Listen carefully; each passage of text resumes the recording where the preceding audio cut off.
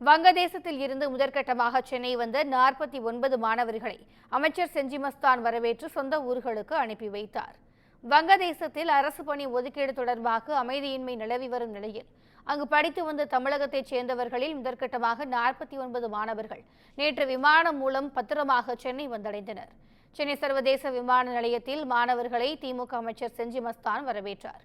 பின்னர் செய்தியாளர்களிடம் பேசிய அவர், இன்று 77 மாணவர்கள் சென்னை அழைத்து வரப்பட உள்ளனர் என்றும், வங்கதேசத்தில் இருந்து அவரவர் வீடு சென்று சேரும் வரை அனைத்து செலவையும் அரசே ஏற்கும் என்றும் தெரிவித்தார்.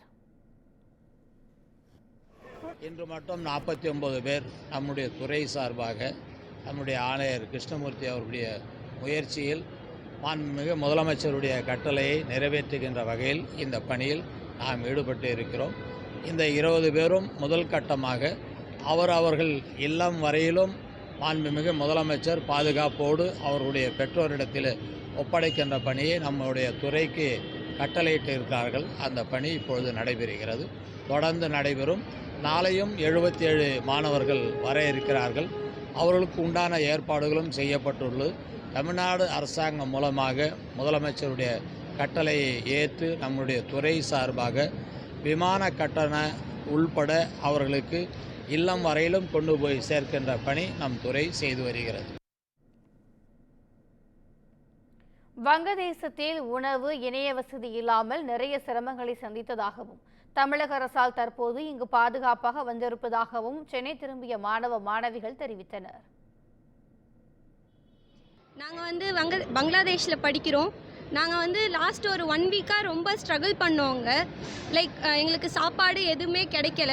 நாங்கள் தமிழ்நாட்டில் முதலமைச்சர் மு க ஸ்டாலின் ஐயா அவங்கள உதவினால இப்போது பார்டருக்கு எம்எஸ்சி மூலியமாகவே வந்தோம். நாங்கள் அங்கேருந்து எங்களுக்கு கேம்ப் அமைச்சு கொடுத்து ஃபுட் ப்ரொவைட் பண்ணாங்க. தென் எங்களுக்கு டிக்கெட்டும் போட்டு இங்கே சேஃபாக கொண்டு ரீச் பண்ணி விட்டாங்க. ஸோ நாங்கள் பங்களாதேஷ்லேருந்து வந்த எல்லா ஸ்டூடெண்ட்ஸ் சார்பாகவும் நாங்கள் தமிழக முதலமைச்சர் அவர்களுக்கு மு க ஸ்டாலின் அவங்களுக்கு நன்றி சொல்லிக்கிறோம். எங்கள் இடத்துல சிவியராக இல்லைன்றதுனால வெயிட் பண்ணிட்டு இருந்தோம்.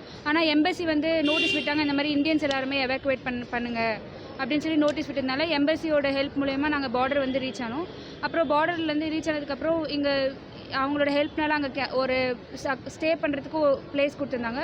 அங்கே ஸ்டே பண்ணி ஃபுட் எல்லாமே ப்ரொவைட் பண்ணாங்க. அதுக்கப்புறம் ஃப்ளைட் ஃப்ரீயாக புக் பண்ணி கொடுத்தாங்க தமிழ்நாடு கவர்மெண்ட். அப்புறம் அந்த ஹெல்ப்னால நாங்கள் இன்னைக்கு இங்கே வந்துட்டோம். இதற்கிடையில் வங்கதேசத்தில் இருந்து இதுவரை 4500க்கும் மேற்பட்ட இந்திய மாணவர்கள் நாடு திரும்பியிருப்பதாக மத்திய வெளியுறவு அமைச்சகம் தெரிவித்திருக்கிறது. இதுகுறித்து வெளியிடப்பட்டுள்ள அறிக்கையில், இந்தியர்கள் எல்லை தாண்டிய இடங்களுக்கு பாதுகாப்பாக பயணிக்க இந்திய தூதரகம் பாதுகாப்பு ஏற்பாடுகளை செய்து வருவதாக குறிப்பிடப்பட்டுள்ளது.